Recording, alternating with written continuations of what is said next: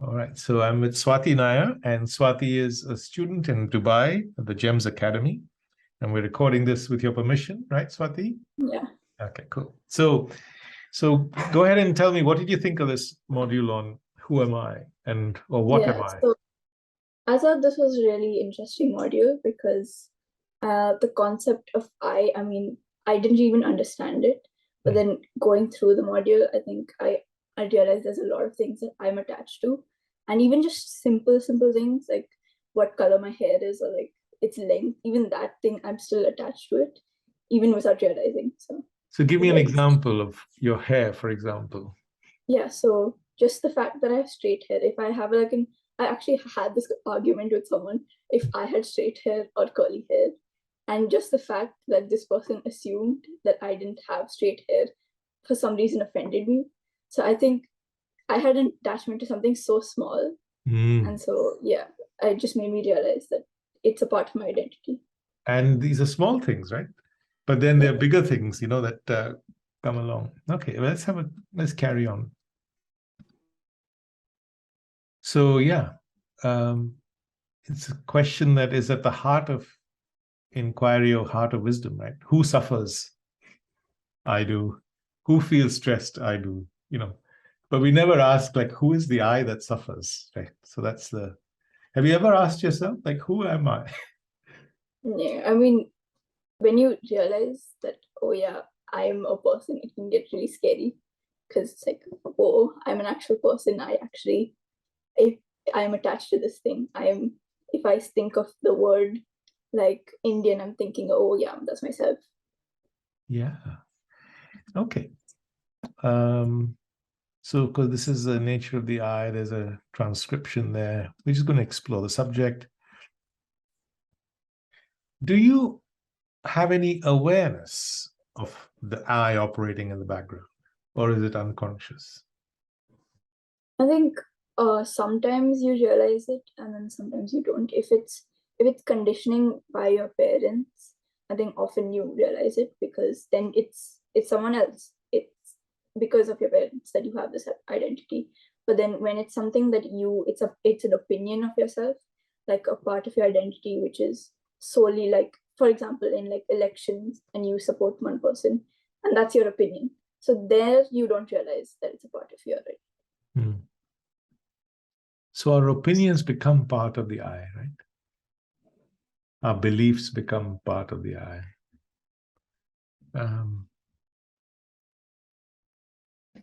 And do you realize that this I is restless and wants more and more? Yeah, I think a lot of our decisions are just because like the I is restless.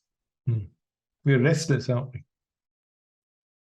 Like we were exploring the food module, how when you're eating, you can't just eat. You have to eat and talk, or eat and think, or eat and watch TV, or you know what I mean? Because the mind is always, it can't just be quiet and focus and focus on the food, if you like. Okay, what did you make of this video?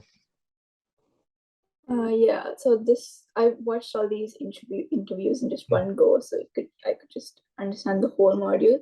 And yeah, I think you've talked, I think, a lot about how teenagers feel, even though it's mostly for adults. But I think it was very relatable for me also about how we have these things in our eye and how we're always restless because of this eye. Yeah, I mean, it's part of being human. So we're not saying it's right or wrong. But if you understand what is going on, then you have a chance for wisdom to come in and say, I want this, or I don't want that, How do you think the I is formed? Yeah, so there's like an external part and then there's the internal part. So for us, it's generally like there's the religion and all the like appearance and all that's just external, and then there's our own opinions, the things that we've learned from our friends, things we've learned because of social media. All that is generally like internal because we've had opinions on that, and that's made us have I. So it's a combination of the two, right? Yeah. But of course, before that, you're called Swati, I'm called Manoj, the identity is created from the beginning, right? Now, what about this idea? Does that feel something that resonates? What's your thought on it? Yeah, so you once mentioned that if you have dementia, like you lose your memories and you lose your identity completely. So I think, yeah, as we live and as we create more memories, our identity just grows stronger and stronger. Yes. So because it's an identification with our memory, as the memory changes, the I changes. Yeah. You know And what I as mean? our present changes, also the I changes. Yeah. So it's not a fixed entity. You know what I mean? It's constantly evolving based on what's changing in our memories, right?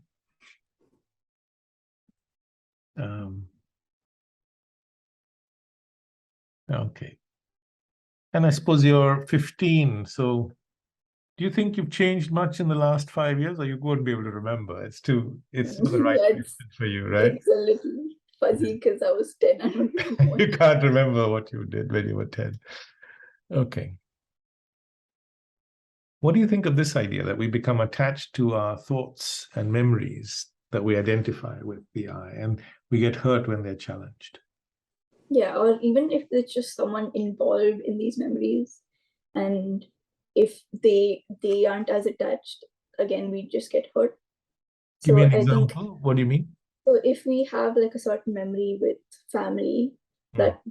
that really defines us, and our families just does really think about it or doesn't really acknowledge it, then it can be like kind of Ah, hurtful. okay. So say like I went on a great holiday with my friends, and for me it's a big deal, but they don't acknowledge it as being a big deal. Yeah, so That for also can be hurtful, right? like yeah, going somewhere and making a lot of friends or something, that would be really important. That would be an important memory for my identity. But then because it's not important for their identity, if they're like, oh yeah, it's just nothing, then of course it would be hurtful. Yeah, yeah. Okay. And this is again the nature of the I, right? We think we're right and others are wrong. How does that apply to young people? Yeah, I think our for us, I mean, we don't care too much about religion. We don't have many arguments based on that.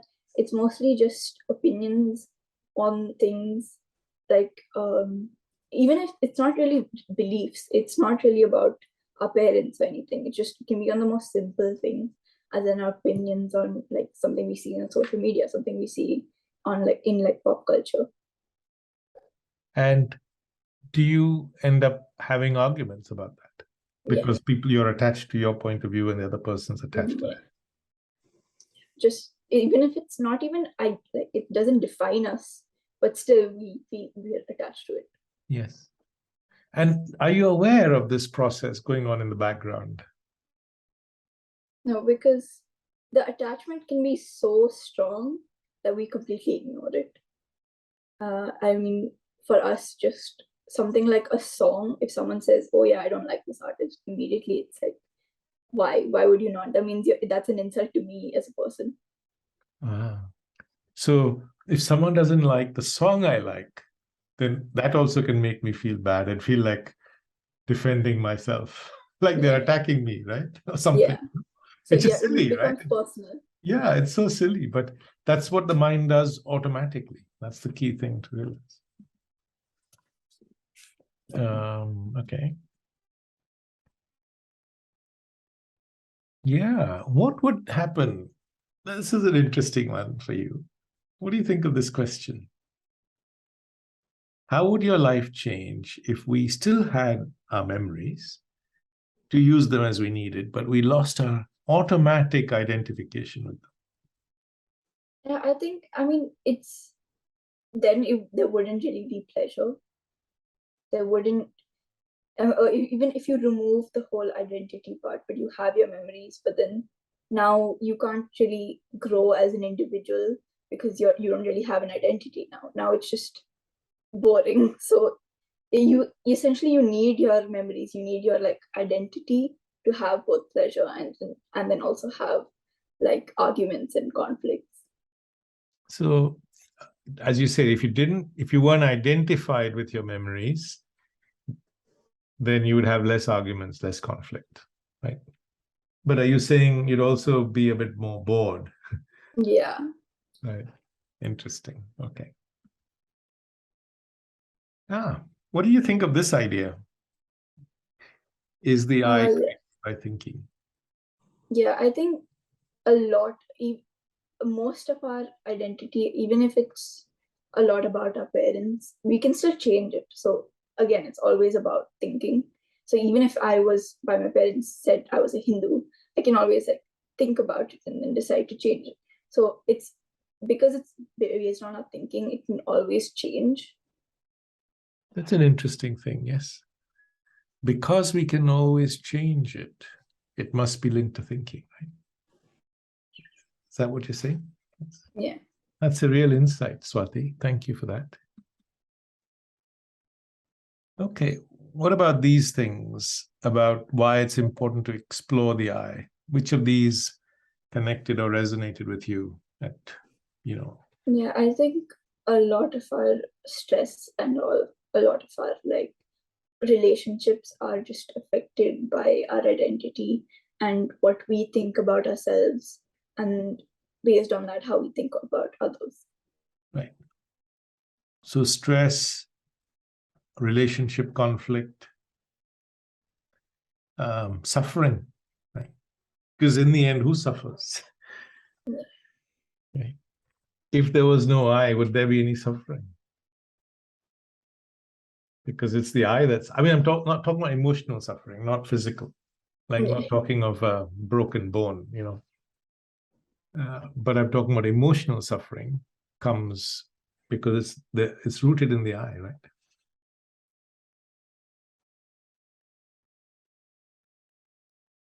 So it's the same I in all of us. We're just curious. We're just exploring it. We're not saying it's right or wrong. Yeah. What do you think of this diagram? Yeah, so this was pretty helpful for me to understand about the different things that I think are a part of my identity, and how my actual thinking is the most important part of my identity. Because as much as, yeah, as I mentioned before, my hair might be a part of my identity, but then again, it's just the thinking that my hair is straight was the actual part of my identity. But this idea that there's a physical body which needs food, water, exercise, but this emotional body or this sense of I, which was be created, also has its own needs, right? Love, attention, pleasure, gets hurt by criticism. And these things are common to all of us as human beings. What do you think of this idea? Yeah, I think a lot of us just ignore, a lot of us just focus on one instead of two. And it's very commonly seen among teenagers also. So some people focus on the I part, which is seen, and they completely ignore about the body. Like you mentioned about like food. So you focus on the I, you focus on wanting to look good, and then you completely ignore the body. And then there's parts where you completely focus on the body and then you completely forget about your emotional needs. Okay, interesting. So it's just that understanding allows that balance, right? And Yeah. you know what I mean? Okay, so these are 6 features of the I. I want your opinion on them. What do you think? So do you think our emotions are linked to the I? Our a lot about our identity is just mentally there. And yeah, it's mostly based on, yeah, our emotions and our thinking and our feelings. Yeah. For example, when we're criticized, we get hurt, and when you look for the I that's hurt, you can't find it, but the pain of it feels quite real. And of course, what about this list of the things that make us or the I feel hurt? What do you think of this list? Yeah, these I really relate with, because all of these I've experienced and everyone around me also has experienced it. But then even when we're experiencing it, our own emotions, our identity is just taking over of the response. Yes. Yes. So we have no control, right? Because it's an automatic reaction, you know. And just understanding that this is linked to the whole structure of thinking, the way the mind is put together, that helps you to, well, perhaps have a different approach, as we'll explore. And then, okay. Was this too difficult to understand, like where our emotions come from, or was it okay? Oh no, I all of the videos I didn't have any issue with any of them. I think they were all relatable. What do you make of that, Swati? Yeah. Yeah. So I mean that pleasure point that was from this video. Yeah. Yeah, so I agree with him about how our emotions, they just get built on by our thought process. Even if it's, I mean, in most of our situations, if we just have, there's a little bit of anger, not that much, we're just slightly angry about something, or we're just slightly feeling petty, that just grows and grows and grows, and then it turns into an argument, or it just turns into like a bigger thing. Yes. Okay, now we've talked about this. I feels restless and bored. Yeah. And we're uncomfortable being still. So social media, all of that, fairly common, difficult. And so, of course, the mind wanders. And what about this one? Yeah, so we also talked about this about eating, about how we just want something and then we're done with it, and now we just want to keep getting more and more and more. Yeah. It's So like I think chocolates, right? Or yeah. sweets. So I is an important part of that process. Yeah. And it's common to all human beings. This is the key, right? We want more, whether it's food or money or whatever it is. We never say this is enough. It's always, Yeah. no, it's not easy to say this is enough. This is just a video exploring it and a question. What about this one? I has emotional needs and gets attached. Yeah, so our identity, I think our identity and our emotional needs are okay. There's no problem with having our emotional needs and having identity, but the fact that we get attached to it is the problem. Like if we want to receive love from a person, then yeah, that's normal. If you want to get some attention from your teachers, okay, that's also normal. But then when you get attached to it is when it becomes a problem. Yes. So then if you don't get it, then you suffer, right? Yeah. When your needs are not met. Or suppose today your needs are met by, say, a pet. That's a good example. And then tomorrow the pet dies. Then suddenly there's all that suffering again, right? But we don't realize what's going on in the background. And what's happening in the background is we get attached wherever our emotional needs are met. It's part of being human, Now, we talked about this last time, but as a teenager, do you understand this sentence?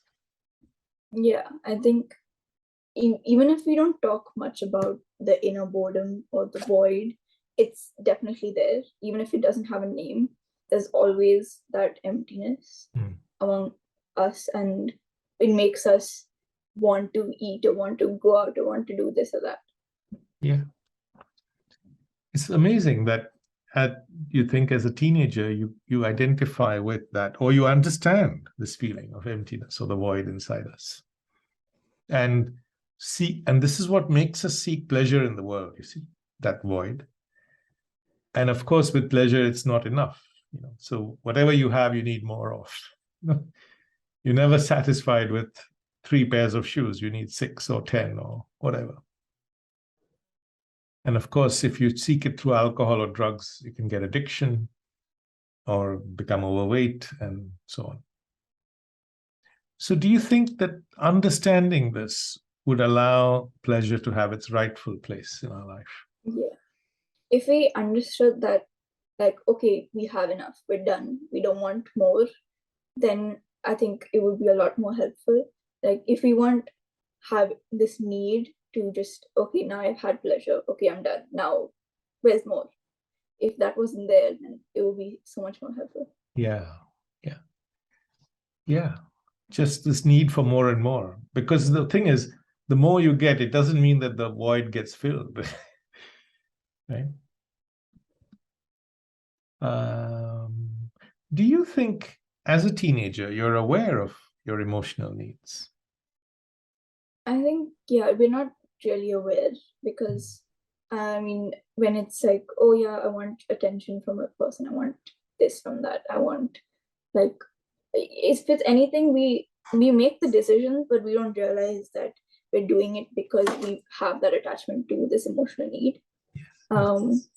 Yeah, just like simple things like just wanting like a hug from a person. You don't realize that, oh yeah, it's because I'm lacking that physical affection from someone. Yeah. Or just the need for attention, as you say, in a class, even, I remember when I was young, growing up in schools, there were some children who always had their hands up. So there's that urge for attention as well, built into the human mind. And of course, if we don't get it, then that can cause suffering. So we talked about attachment here. That's a big subject. We've been exploring that. Okay. What about this idea that the I wants to strengthen itself? Yeah. So I found this really interesting because, I mean, we don't realize that it's always trying to build on something or constantly trying to grow. So I any decision we're taking, it's growing on its own. We don't realize that at all. Yeah, like think of an example. Like if you've got, in terms of being popular, say when you're in school, you've got a few friends, you always want to be more popular. Do you know what I mean? Or someone praises you, you want to be praised even more. Or can you think of any other examples where in, say, as at your age, the I wants to strengthen itself, or If you're with the if you ego? like if you're known as, I mean, if you get really good marks, for example, and then now you're like, oh, this girl's really smart, now you're just trying to be extra smart, so every single time you're just again and again trying to get good marks. Right. There you go. That's a good example. And by the way, as you grow older, it applies to people. They've got some power, they want more and more. Or you're a country, you've got some power, you want more and more. And, it goes on. It's the same root in our thinking. Okay, what do you think about self-interest? Which is, are you aware of your self-interest that operating in the background? Yeah, I think our self-interest is also kind of linked with our pride, because, I mean, when you're attached to yourself, you have that self-interest, then now you have pride, and now if anyone threatens that, you immediately are just you make decisions based on that action. So like, if you want to be like someone who has a lot of friends, and you see someone who else also has a lot of friends, and now you're threatened, and now you're going to try doing whatever you can to make more friends. Right. There you go. Are we aware of, so when you meet a friend, are we aware that what your mind is saying to you without you being aware of it is, what can you get from this friend? What can you get from that relationship? And though we don't like to admit it to ourselves, do we? Yeah, I think many of times there are people who, I mean, I've noticed it, that you'll just make friends for the sake of having a friend, or for something to get out of them, or out of jealousy, or out of pride, or some other reason. And you can always see that, oh yeah, they're not really true friends. They don't seem like they actually want to be friends with each other. Right. Interesting. And of course, each man for himself has led humanity to the point where, our survival is threatened. And what about this? We have little control Yeah. over our emotions, our feelings, all of that. What do you think of that? Yeah. So when we have one emotion, either it constantly changes or we have no control, or I guess it's both, where it's constantly changing, but then we don't have any control over the fact that it's changing. Okay. So take an emotion like, I don't know, jealousy. If you decide you want to be less jealous, how successful are you at that? I think it's something you can't just control easily. See It's what I not mean? something, it's not some physical thing that you can stop. Right. There you go. See, we have very little control over what's going on. You know what I mean? And the more we understand, the more we realize how little control we have over what's happening. Okay. So the eye struggles to control the activities of the eye. And we can get frustrated and blame ourselves for that. Be kind to yourself. It's not your fault.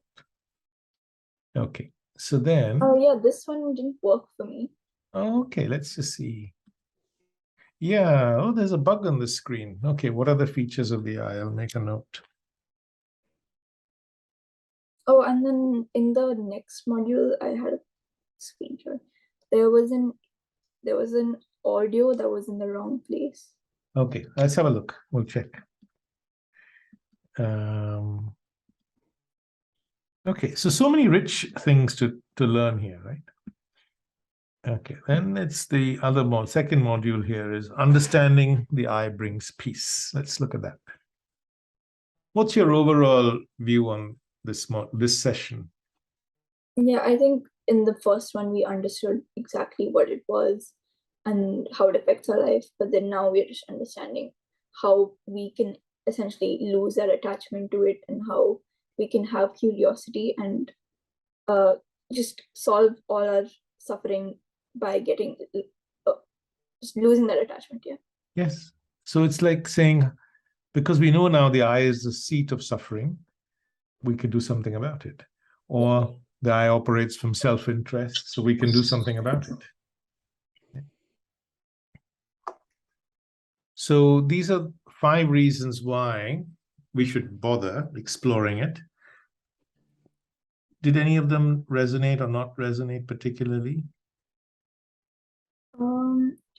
I think maybe so we become less attached to our opinions and beliefs. As in, opinions I understand, but for us as teenagers, I think our religion doesn't cause any sort of issues. I've never had any kind of argument about religion or any kind of belief. Sure. I think maybe my parents would have that attachment, but I do not. Yeah. Okay. But others resonated, yeah? Yeah. Okay.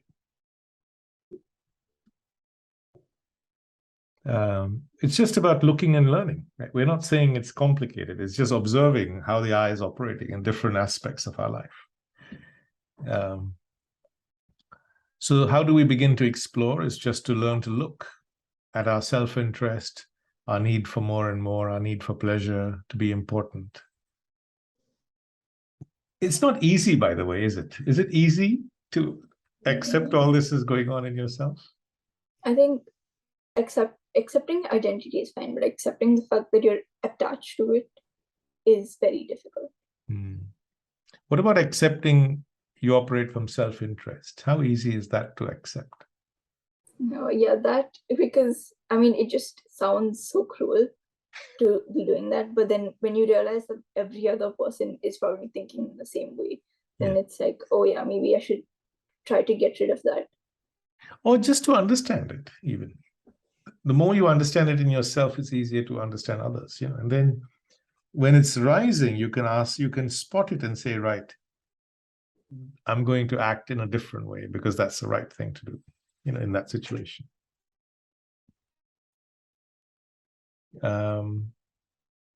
Yeah. What do you think of this? Yeah, I think you've even in the art of inquiry, we've talked about how we need to like be curious, like how a child would be, as in have no judgment and just purely wonder and think about ourselves. Yeah. And to accept what we find is not easy, is it? Very difficult. Self-interest Like, is a good example. yes, We talked about that, or identity. And you mentioned that when you realize it's the same in all human beings, it becomes easier to look and to ask questions like why are we never satisfied with what we have? Or why is it possible not to feel hurt? We never ask ourselves those questions, right? This is a difficult one. There's a complete module on it, but what did you make of that?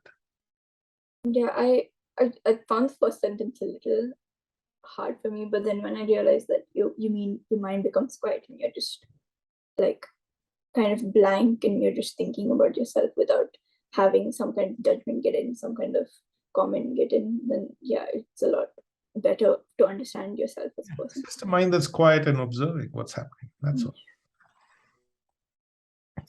And it's from moment to moment. Okay.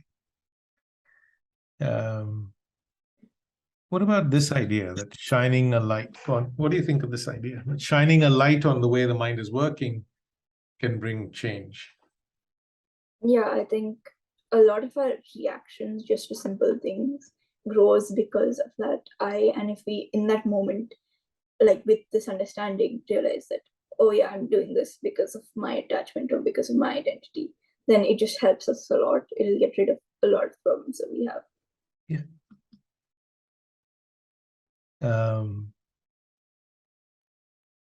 Okay, so this is saying the same thing. Oh yeah, I think it was here. Second, let me just check.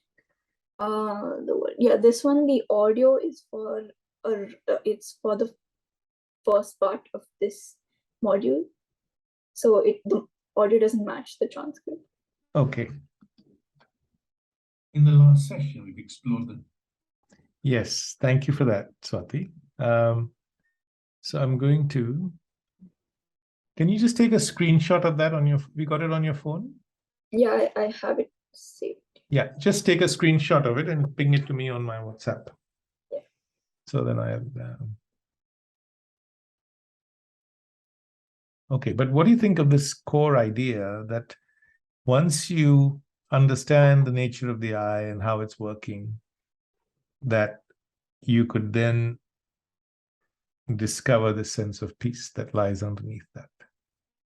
Yeah, I think understanding is very important, mainly at our age. If we can prevent so many issues in our future just by understanding that there is I that's restless and that needs something constantly. Yes. How important do you think this is to be part of your education at 15? Yeah, I think our for us, we just don't talk a lot about these things. I also didn't, before doing this project, I didn't know about a lot of things. I didn't understand the inner boredom, I didn't understand conditioning, I didn't understand this identity of myself. But then through this, I've started making decisions based on it. As in, if I'm going shopping, I just think, do I really need this? Or if I'm in an argument, I just think, do I really have to be doing this argument when I know that there's no really solution and there's no point? So I think, yeah, if we had this in our education and it helped every other 15-year-old, then I think for us it would be very helpful. It would help us in the future also. Yeah, that's what we're trying to do. So, okay. So we've talked about this creation of thinking, and we've just said, now this is where it gets a little bit esoteric, right? But I don't know what you think of it at 15. That people who have asked, who am I?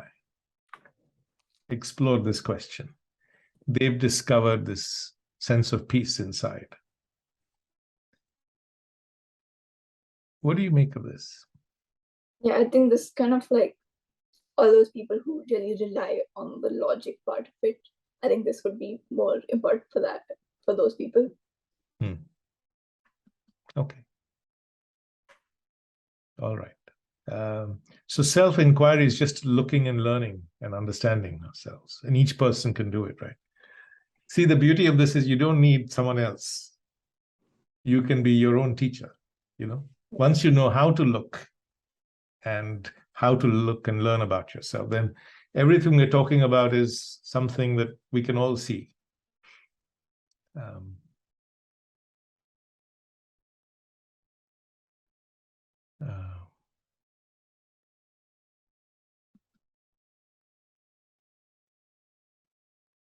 I like this line from Rumi. So basically what we're saying is once you understand the nature of the I in real depth, not just intellectually, but in your heart, then your mind becomes quiet. And in that silence is, as Rumi said, the core of life. Yeah, what do you think of this line? Do you think it's something that young people understand, or is it just like, oh, this is for old guys? I think, I understand it, but I think if I was to just randomly see this, maybe I wouldn't. But because I've gone through this whole module and I've thought about it again, because when we say peace, there's always, oh yeah, no war, no conflict, nothing. You're just in some garden with like birds around you. That's our concept of peace. And so when we say peace, we just think externally there should be peace. We don't think about the internal peace. Yes. Isn't that such a beautiful realization, right? That real peace is inside you, you know? And if we don't have peace inside, then how can we have peace outside? And see, you're 15, this is your century, you know. And so it's up to you and your generation to create this future for humanity.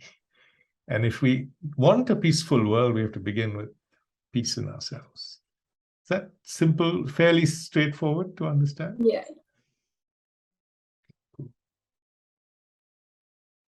What do you think of this word?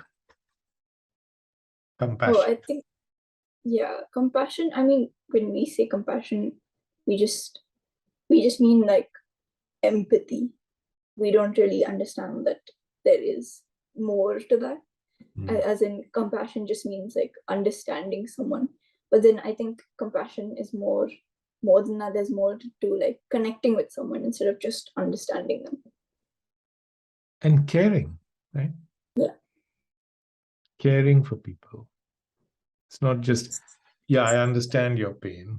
That's empathy, I suppose. But caring is compassion. Like, let me do what can I do to help? Yeah. And of course, instead of just tolerating a person, actually caring. And also that word applies to ourselves, right? You know, to have compassion for the way we are with all our, imperfections, if you like. Because how critical are young people of themselves? Yeah, I think if we're being like judgmental of another person, it's because we're just as judgmental about ourselves. Yeah. So if you see someone who is being very rude, it's probably to another person being critical to them. They're probably very rude to themselves also. Yes. So compassion is both ways, right? Yeah. Others and for ourselves. And I guess there's a third dimension, which is also have this sense of caring for the planet. But it begins, if you have that feeling, then you have it for everything. If you don't have that feeling, then you don't have it for anything. See what I mean? And this compassion comes from this deeper understanding that we're all connected deep down. Our heart works in the same way.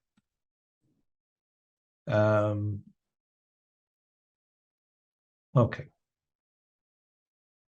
All right. So if you had to summarize your takeaways from this session, and what would you say, Swati, in terms of and how it's relevant for young people and so on? I think, the concept of identity and how it makes us want pleasure, how it makes us want things that I want more and more of certain things, and how it decides our decisions. It has so much control over our decisions. And also about essentially what we can do to get rid of that attachment, and how we can reduce our suffering, reduce our conflicts with and problems in relationships by understanding that. Yeah. Okay. Well, thank you for that.